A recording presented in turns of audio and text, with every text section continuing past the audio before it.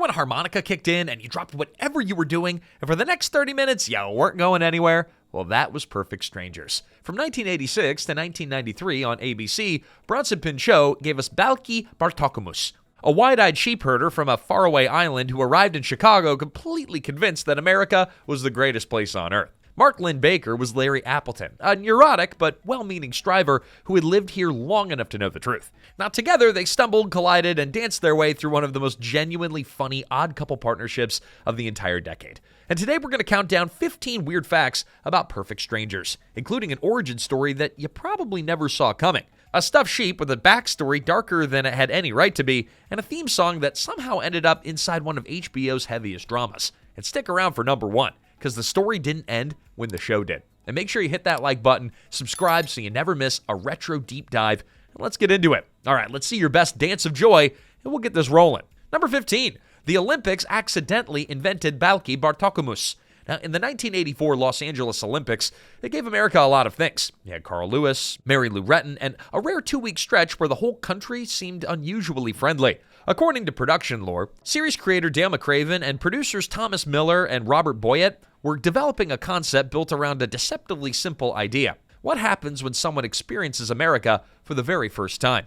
The food, the noise, the sheer overwhelming chaos of everything that locals had long since stopped noticing. That contrast, the fresh-eyed wonder colliding with everyday exhaustion, became the defining engine for Perfect Strangers. The concept went through several early versions before landing somewhere nobody quite expected. The outsider stopped being an athlete, and the setting stopped being straightforward. And somewhere along the way, the character became a sheep herder from a completely fictional island with its own language, own customs, and a stuffed sheep named Dimitri. And just like that, Balki Bartokomus was born. Now, the mid-'80s produced a lot of ideas. Most of them disappeared pretty quietly, but this one, it ran for 8 seasons.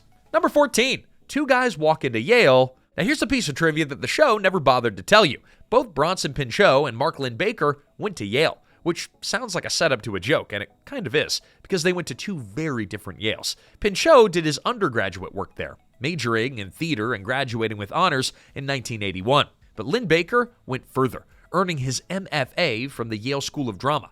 Same school, but 2 very different paths through it. And neither of them were supposed to end up in the same Chicago apartment. An early version of the pilot featured a completely different lead, stand-up comedian Louis Anderson. That's no Yale, no theater training, just 2 mismatched roommates from completely different worlds, thrown together and left to just kind of figure it out. The concept made enough sense in the room, but in practice, the dynamic wasn't quite clicking. So Anderson was out, and Linn-Baker, who producers had just caught in a guest spot on Moonlighting, stepped in. And suddenly, the show had something that the first version was missing.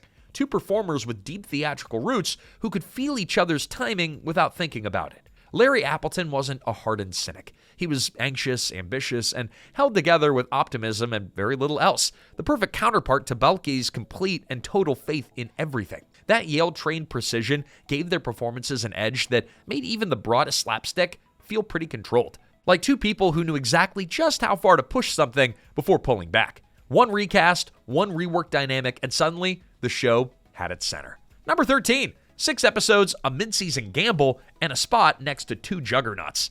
Now, most shows get a carefully planned fall rollout, months of promotion, and a prime slot on the schedule, and then they still manage to disappear by November. But Perfect Strangers didn't get any of that. What the show got was a mid-season shove, courtesy of ABC's president Brendan Stoddard, who personally offered the producers a tryout slot that most new shows would have crawled over broken glass for. So instead of waiting for September, ABC launched the show in March of 1986 and dropped it right between Who's the Boss and Moonlighting on Tuesday nights. 2 of the biggest hits on the network, and there was no easing in, no soft launch, just here's your show, sandwiched between 2 juggernauts. Good luck!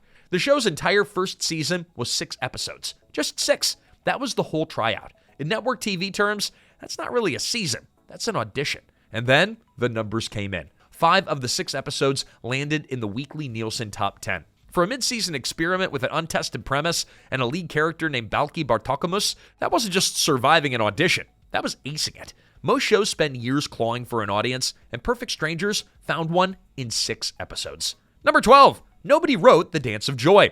Now, The Dance of Joy is one of the most recognizable bits in 80s sitcom history. The chanting, the bouncing, the moment that Larry Appleton hurled himself into Balki's arms like a man who'd completely abandoned his dignity, it was absolutely fine with it. But here's what made it work. The scripts, they didn't dwell on the details. Rather than spelling out every step and beat, the dance was referenced briefly on the page, leaving the real work to Bronson Pinchot and Linn-Baker. And those two, well, they took that space and ran with it completely. With sharp physical timing and a shared sense of rhythm built from years of theatrical work, they shaped that moment into something that felt completely their own. Balki's announcement, "Now we are so happy we do the dance of joy." It became the signal, and what followed became ritual. Organized chaos that somehow landed the same way every time. As the show found its footing, so did the dance. Early versions were pretty loose. It was still developing. But over time, it sharpened into something instantly recognizable. One of those rare running gags that audiences didn't just enjoy, but actively anticipated. By the end of the series, it had grown into something bigger than a punchline, and it was part of the show's identity. Decades later, fans still asked them to perform it at conventions, and they still do. That's not bad for something nobody actually wrote down. Number 11. The Bibi Babka song was basically a recipe and a warning. Now, some things burrow into your brain and they never leave. A jingle, a catchphrase, a baking song from a third season sitcom episode that you haven't thought about in 30 years, and somehow you can still recite word for word. That was the Bibi Babka song.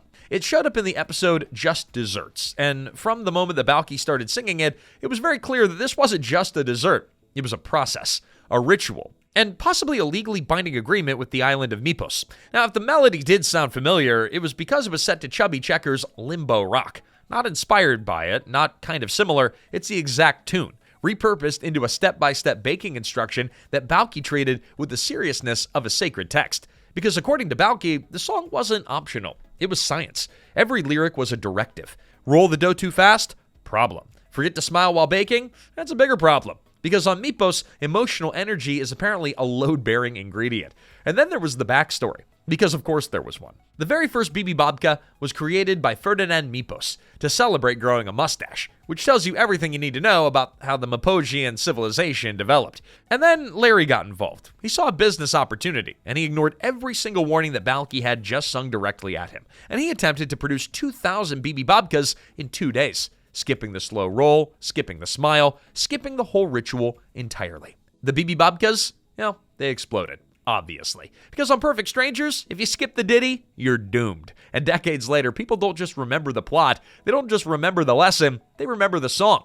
Every word of it, living completely rent-free in an entire generation's head since the moment Balki said, "If you roll the dough too quick, Bibi Babka make you sick." I mean, it's incredible. Number 10, Lucille Ball called, and she loved those two guys.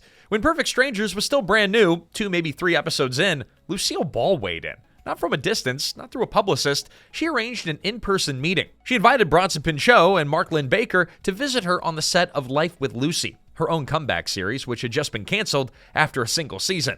Now let that sink in for a second. A legend whose own show had just been pulled was making time to encourage 2 guys whose show had barely started. Now, while posing for pictures, Ball held their hands to her heart and told them, "They don't want me anymore, but they want you. You know what you're doing, so you go and do it." Pinchot has never gotten over it. In interviews, he described the moment as like meeting God. He compared it to being a watercolorist and having Renoir say, "Interesting, good work." He told people that he still cries thinking about it because that's so generous and so unactory. And it made sense when you looked at what Perfect Strangers was actually doing. At a time when many sitcoms leaned heavily on dialogue and dramatic life lessons, this show leaned hard into something older. Bigger physical reactions, sharper timing, slapstick that felt like it was one mistimed step away from being a total disaster, because sometimes it was. And that was Lucy's language. She built an entire career on exactly that kind of comedy, and she recognized it immediately in 2 actors that threw themselves around a Chicago apartment set. Pinchot called her the muse of comedy and said he felt like he had her blessing. Coming from someone who earned the right to say nothing, that meant everything.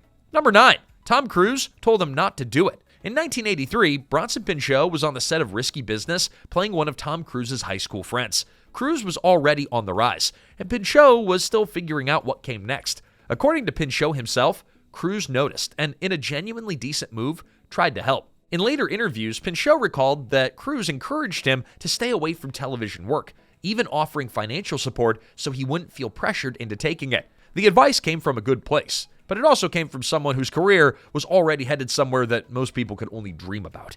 It made more sense if you're Tom Cruise, but Pinchot wasn't Tom Cruise. And not being Tom Cruise meant the luxury of turning down steady work didn't really exist. When you're choosing between principal and rent usually wins. So he took a role on the NBC series Sarah alongside Gina Davis. One season, quietly canceled, and when it ended, it left him available for whatever came next. What came next was Perfect Strangers. He took the role, ignored the advice, and he spent the next 8 seasons making America fall in love with a sheep herder from a fictional island. Tom Cruise went on to become one of the biggest movie stars in history, and Bronson Pinchot went on to become Balki Bartokomus. 2 very different careers, but both, I think they worked out just fine. Number 8. Dimitri had the darkest backstory in sitcom history. Now, for most of the run of Perfect Strangers, Dimitri was just part of the furniture, a stuffed sheep. It was like a running gag. Balki's little wool companion that sat on the shelf and occasionally got dragged into whatever chaos was happening that week. And then the show gave him a backstory. In a story that Balki tells, Dimitri wasn't always a toy.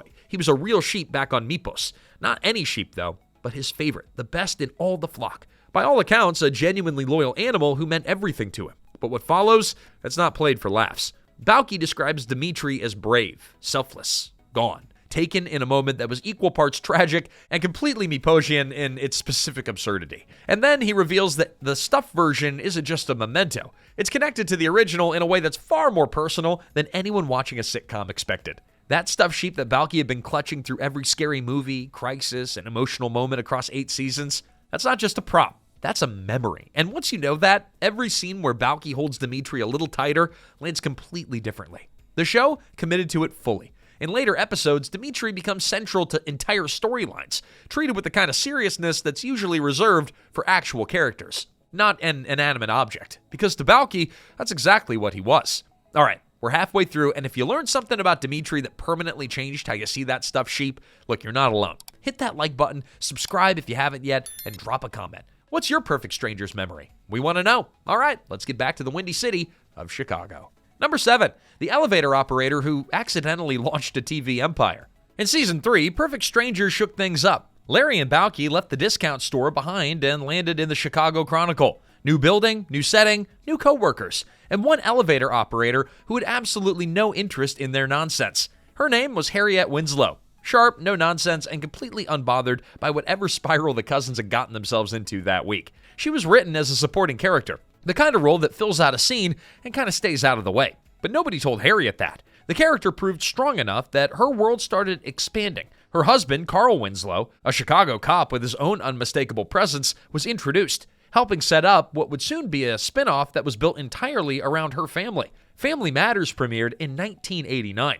What followed was not a modest spin-off finding its footing. 9 seasons, over 200 episodes, and a neighbor named Steve Urkel that showed up as a one-off guest in Season 1. And then, of course, he proceeded to take over the entire show, and a significant chunk of early 90s pop culture along with it. And here's the twist that still stings a bit. Family Matters outlasted Perfect Strangers. The spin-off buried the original. So after the split, the 2 shows moved in completely different directions. Most viewers were watching Urkel ask, "Did I do that?" and had no idea that the whole empire started with an elevator operator in a Chicago newspaper building. Small role, massive consequences. Number 6, the night the slapstick got very, very real. Now, for the run of Perfect Strangers, Bronson Pinchot and Linn-Baker threw themselves into physical comedy with the kind of commitment that makes you just wince watching it. Turns out, occasionally the comedy threw back. During a 1988 taping, a scene where Larry was teaching Balki to be more assertive, Pinchot grabbed Linn-Baker by the shoulders, shoved him back, and then yanked him forward, and their heads connected. Hard. Not in the choreographed, everything lands perfectly way. This was real impact, the kind that stops a production. Pinchot ended up needing a root canal. Linn-Baker needed stitches. Again, a root canal. Stitches. From a sitcom. It was the very first take. Both men hit the floor in front of the live studio audience, who had no idea what the scene was supposed to actually look like, so they couldn't tell the difference between the act and an accident. That's the strange thing about doing physical comedy in front of a crowd. When everything looks like controlled chaos, actual chaos blends right in. Of course, the show went on, obviously, right? But the dance of joy continued. The 2 of them had built their entire dynamic on pushing physical bits right to the edge. And on one night in 1988, they went slightly past it and paid for it in a dentist's chair and a first aid kit. Commitment to the craft. Just maybe wear a mouth guard next time you try that. Number 5, you won't find Mipos on any map, and trust us, we checked. Balki Bartokomus came from a tiny Mediterranean island called Mipos. You can't look it up, you can't visit it because it doesn't exist, and that was entirely the point. Early in development, the producers considered making Balki Greek, Real country, real culture, built-in fish-out-of-water comedy. It was a clean premise. But the moment you attach a character to a real place, the creative freedom starts to shrink fast. Suddenly, you need cultural accuracy, disclaimers, careful navigation of things that were supposed to be charming but now require a meeting. So they invented Mipos, complete with neighboring islands called Pathos and Skeptos, and once the writers had a fictional blank check, they spent it enthusiastically. Balki would drop details about life on Mipos the same way that you'd mention the weather. Casual, matter-of-fact, completely unbothered by the fact that nothing that he was describing made any sense. Adulthood arrived at age 25, and instead of a party, your mother mailed you a bride, like a care package. Arrive at the milestone and receive a future spouse,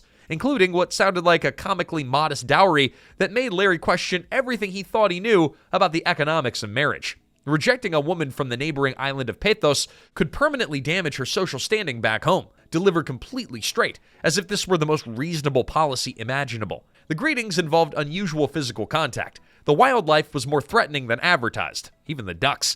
Royal succession operated on a logic that was so absurd, it barely needs explanation. And Miposian cuisine came with strict preparation rules and genuine consequences for anyone who didn't bring the right attitude into the kitchen. Remember the Bibi Babkas? Yeah. At some point, Mipos stopped feeling like a quirky backdrop and started feeling like a place running on its own internal cartoon logic, one that Balki had fully absorbed and saw absolutely no reason to question. The whole joke was him explaining all of it with a completely straight face. Like anyone who didn't grow up this way was the weird one.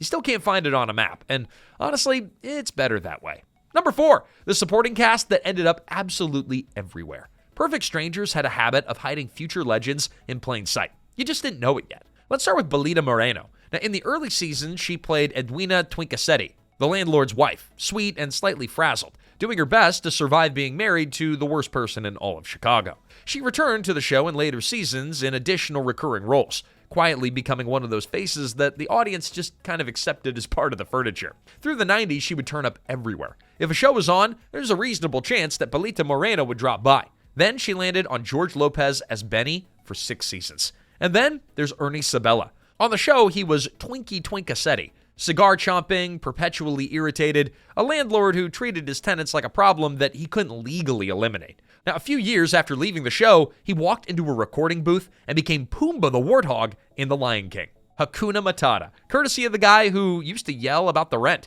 And then you've got Sam Anderson, who played Mr. Gorpley, the mailroom supervisor who made it his personal mission to get Balki fired every other week. What followed was one of the great quietly everywhere careers in television history. Growing Pains, ER, Lost, and somewhere in between all that, he showed up as the school principal in Forrest Gump.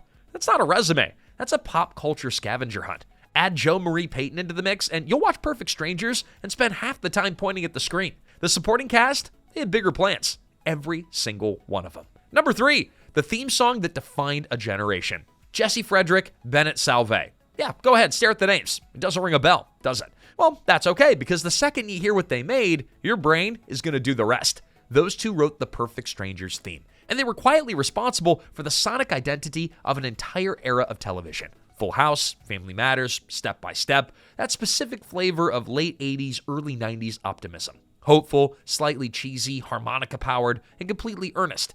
That was them, every time. You grew up hearing their work, and you had no idea who they were. Perfect Strangers was their very first TV title track, and it landed. Now here's the detail that most people never knew. The voice singing that theme wasn't one of the composers. It was David Pomerantz, a legit songwriter in his own right. Now, not a household name, but a guy whose voice lived in a generation's memory for the better part of a decade. And those lyrics committed fully to the bit. Standing tall on the wings of my dreams, just 2 guys moving into a Chicago apartment above a discount store that somehow turned into a full-throated anthem about reaching for something bigger. The show never blinked at that ambition, and neither did the song. Number 2, the strangest afterlife that any sitcom has ever had. Now, most sitcoms get canceled, land on a streaming platform, and collect nostalgic rewatches until the end of time. But Perfect Strangers took a different route. It ended up in the middle of an existential crisis, someone else's existential crisis. In Season 1 of HBO's The Leftovers, a show built completely around grief, loss, and the particular agony of people who get left behind, the writers casually dropped a detail into the background. Among the 2% of the world's population that mysteriously vanished during a global rapture event, well, the entire cast of Perfect Strangers. Bronson Pinchot, Mark Linn-Baker, Melanie Wilson, Rebecca Arthur, all gone. just like that. A throwaway reference in one of the darkest dramas on TV, played completely straight. So for anyone who grew up watching it, it landed like a gut punch wrapped in a joke. And then, season 3 went further. Mark Linn-Baker showed up playing a fictionalized version of himself, the sole survivor of the Perfect Strangers cast, hiding out in Chihuahua, Mexico, carrying the guilt of being left behind while everyone else vanished. The episode was titled, "Don't Be Ridiculous," which was Balki's catchphrase, used as the name of an episode about survival and existential meaning on prestige HBO TV. And a reworked version of the Perfect Strangers theme played over the opening credits. Not warmly, not nostalgically, but recontextualized into something that hit completely differently. That song meant one thing for most of us. The leftovers found something else entirely living inside of it. Nobody saw it coming, least of all Cousin Larry. Number 1, they're still cousins, and that's not an act. Pinchot and Mark Linn-Baker are still in each other's lives with a kind of regularity that most friendships don't survive past the second season. They text, they call, they show up for each other. Pinchot has described Linn-Baker as deeply meaningful in his life. And that's not a press quote. That's just how he talks about the man. When they appear together at fan conventions, it takes about 30 seconds before something snaps back into place. Pinchot spots Linn-Baker's glasses and goes full Balki without missing a beat. Cousin Larry didn't wear specs. The accent returns. I can't do it very well. The energy returns. At a recent appearance, he broke into the Bibi Babka song because fans demanded it. The crowd, naturally, went wild. Both have kept working. Now, Linn-Baker appears in She-Hulk, Attorney at Law. Pinchot has revisited beloved characters from his past in various projects and cameos. Separate chapters, separate careers. But they always find their way back. The chemistry that saved the show in that original pilot, the reason producers scrapped the first version and started over, it never went away. It just moved off camera. For everyone who grew up watching them week after week, that's not just a fun fact, that's the whole point. And there you have it. 15 weird facts about a show that started with an Olympic inspiration, that pulled off one of the fastest mid-season launches in ABC history, and somehow ended up inside an HBO prestige drama about the end of the world. Not bad for a sheep herder from a fake island. Hey, if this took you straight back to happier times, hit that like button and subscribe. We do this every week, and if you want us to do the dance of joy, ring that bell. Until next time, this is Remember When.